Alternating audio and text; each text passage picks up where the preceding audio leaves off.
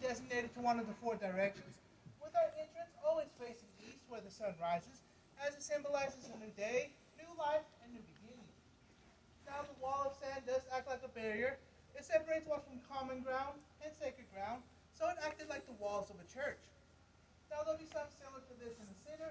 There'll just be a tall wooden tree post with tree branches tied on top, and that'll provide shade for our singers, and there'll be a bench for our drummers to sit on. Now surrounding the square grounds will be seven arbors like you see here. Each one will represent one of the seven Cherokee clans, and when you come to a dance or ceremony, you always have to sit at your own clan's arbor. Now each clan wasn't seen higher than the other. They would all work together to help benefit the village as a whole, as each clan has their own unique skills, abilities, and responsibilities that would help benefit the village. Now, in order to be considered a Cherokee town or village, you have to have representation from each of the seven clans. If you did not, that was not a town or village, it was just a place where people lived. Now our first clan right over here, which is the Blue Clan, Anishahoni. If a child was orphaned or wasn't born into a clan, they'll act as their caretakers until that child is adopted.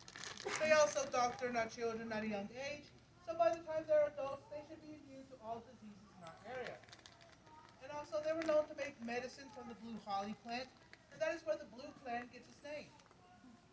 Our next clan right over here, which is the Pink Clan, Aniwodi. They were our medicine men, healers, and even our wise men, but they had the task to gather materials to make our paints. We'll make red from iron ochre, black from hickory ash, and white from our crushed and burnt seashells. What we'll do is pound it to a fine powder, and then we'll add bear grease to it. Our next clan right over here, which is our most respected clan, which is the Bird Clan, Anizishwa. They are our historians and storytellers. Not only that, only members from this clan are allowed to harvest feathers from the eagle.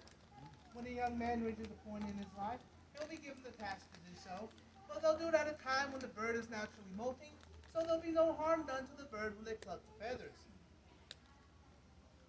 Now over here, our next clan, which is our long-haired clan, Anigilohi. They were our peacemakers and peace chiefs, even our diplomats and politicians. So if there was a scuttle going out between one of the clans, they'll go to a member of that clan to help resolve the issue. Now they were also known as the Twisting Hair Clan or the Twister Clan because both men and women wore their hairs in elaborate hairdos, walking in a very proud and vain manner, twisting their shoulders as they walked, and that's why they get the Twister Clan. So basically all the good-looking people came from that clan. Our next clan right over here, which is our largest clan, which is the Wolf Clan, Aniwaya. All of our warriors and war chiefs come from this clan, but anyone can be a warrior, man or woman if you chose. But specifically in this clan, they'll raise their children on how to become a warrior. And like I said, the war chief came from this clan, so when you go back from battle, there was no reason to brag about what you did. Your friends and companions saw your actions, so they'll gather amongst themselves and discuss who'll be the next war chief. You can be a war chief for many battles, or one battle, and after that said battle, you can be taken away from that position. But we weren't a very prideful people back then. If we needed to step down, we would do so. And they were the only clan allowed to hunt and kill the wolf. Our next clan right over here, which is the Deer Clan, Ani Awi. They were our foot runners and foot messengers. We never used smoke signals or drums to send out our messages because the smoke will only disappear above the treetops and into the clouds, and our drums will only echo and fade away in our mountains and valleys. So what we'll do, we'll send out a messenger, and we would use a relay system. How that would work, we'll send one messenger from this village to go on to the next, and that village will send their own messenger, same one as the next, so on and so on until that message is reached. So with this relay system, we can send messages as far as a 100-mile radius in just 24 hours. Now finally, our last clan right here, which is the Wild Potato Clan, Anigotegewi. They're our most hardworking clan because they were in charge of all the agriculture in the village. They made sure all the gardens were in top shape, stored seeds for next year's harvest, and they were also in charge of our storage building right over there. Now, if they notice anyone taken from that building and not returning back, or if they notice some individuals within the village who's not doing any of their work and refusing to do so, they can be punished for that, and they were in charge of our punishments. So, the next time time we have our celebrations, you won't be permitted in. You can actually be tied to a punishing post outside the fairgrounds for 7 days and 7 nights. And yes, we did party for a week straight. Now, it was up to the Wild Potato Clan to see if you deserved any water or food during the duration of your punishment. And trust me, that was our nicest punishment we have. Now, as more to go along, you don't refuse. If you still refuse to do any work or anything, the more harsh the punishment will become. With the last two either being branded on the face or arm and banished from the village, or execution on sight. So it's best not to mess with that clan. Y'all can find a seat if you need to, if there's some available. If not, y'all can go ahead and stand right over there. Now, with this clan system, it was made to make sure there was no incest going around, and if there was, the punishment was death. And how we would pass down our clanship is through the women of the tribe. So when you're born, you'll inherit your mother's clan, and when you marry into your wife's clan. You never marry into your own clan, because your own clan was considered your family and relatives, so you don't want to intermingle with them. So you would always marry into another clan. Now, when a divorce would happen, of course it happened back then, not as much today, but when it did happen, if the couple was no longer happy with each other, or if the wife is no longer pleased with her husband, all she had to do is gather his belongings and send him outside the house. He'll see what happened. He'll just have to gather his belongings, move back into his mother's clan, while the wife keeps the house, the children, and the family garden. Basically, it was instant results with no paperwork required, satisfaction guaranteed. Now, when we held our ceremonies down here, we held both our ceremonial dances and our social dances. But with our ceremonial dances, no outsiders or strangers were permitted in. It was for that village's eyes only.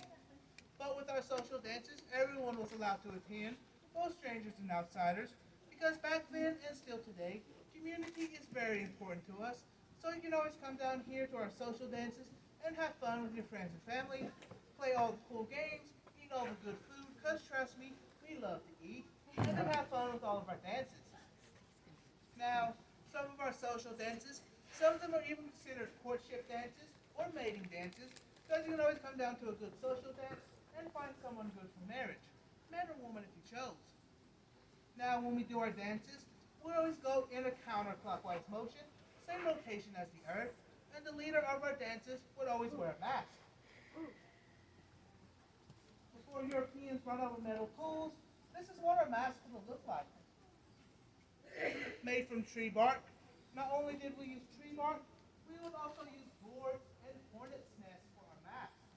But for the hornet's nest, that was mainly used for our spiritual ceremonies only. Now, depending on the dance, will determine how the mask will be decorated. If it was the bear dance, you would add bear fur to it, or if it was the corn dance, you would add corn to it.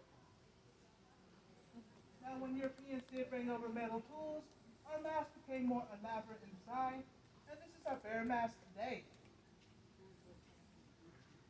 Now, when we do the bear dance, we'll do the first dance down here to ask for a safe and prosperous hunt. And then when we go out and find the bear and kill him, we'll bring his body back down to the square grounds and we'll perform a second dance. This time, to pay honor and respect for that bear's life and spirit, because he would give so much to us so we can survive. We'll use his fur for warmth, meat for food, bones for tools, even his teeth and claws for jewelry. We never like to waste anything in our culture, so every part of the animal's body will have a good use to it. Now, when the European sailors came over, there was a miscommunication with them. They thought we were worshiping the animals. That wasn't true, and that was not the case. We were really honoring and respecting that bird's life and spirit, basically paying tribute to him, because he would give so much to us so we could survive and live a long and happy life. So we gave him a dance and song of his own as he deserved. It wasn't anything about worshiping. Now, we got two types of instruments we would use, and that would be drums and rattles. Our drums would be made out of buckeye wood, which is a soft wood to carve, and we'll either use otter or beaver skin to tie on it. Now our first drum right here, this is known as our water drum. It'll be hollowed halfway through, keep a couple inches on the bottom, and the skin will be tied on with a hickory band. Now, depending on how much water you would add or remove, will give you the desired pitch you were looking for.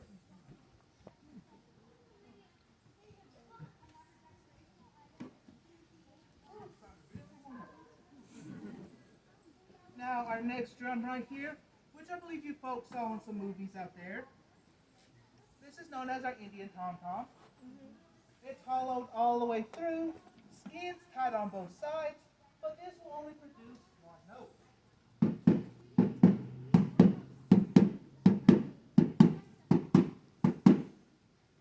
Now, the best way to describe our drum beat is basically the first sound you will ever hear in your life, and that is the sound of your mother's heartbeat.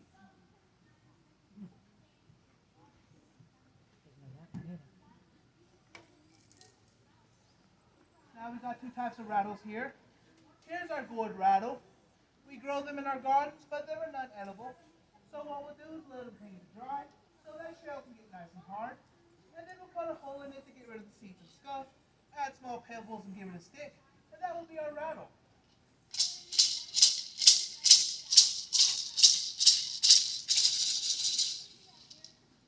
Our next rattle right here, this is our turtle rattle. He's an eastern boxtail turtle, or was. What we'll do, we'll remove him from the shell, and yes, we will eat the guy, and then we'll give him a sourwood handle. Sourwood is a sacred wood to the Cherokee because it blooms 7 times in 1 year, so this rattle would have been used for our sacred dances only.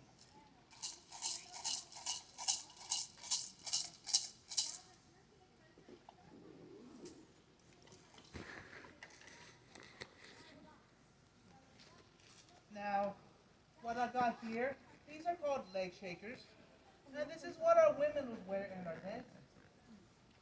She'll tie them just below the knee, but you'll never see it because she will wear a long skirt to hide them. And this was to help keep rhythm in our dances. There will be 7 women in total, 1 from each clan, and they'll each have their own pair. The women will wear these shells, and we can still make them out of turtle shells today, but they'll be considered sacred items, so the only time we'll bring them out is during our stomp dance. And here's what they would sound like.